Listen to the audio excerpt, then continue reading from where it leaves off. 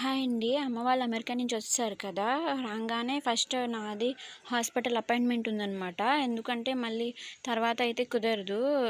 శ్రీమంతం మా అత్తయ్య వాళ్ళ ఇంట్లో శ్రీమంతం, అమ్మ వాళ్ళ ఇంట్లో శ్రీమంతం, అలాగే మాది సంబరం ఒకటుంది.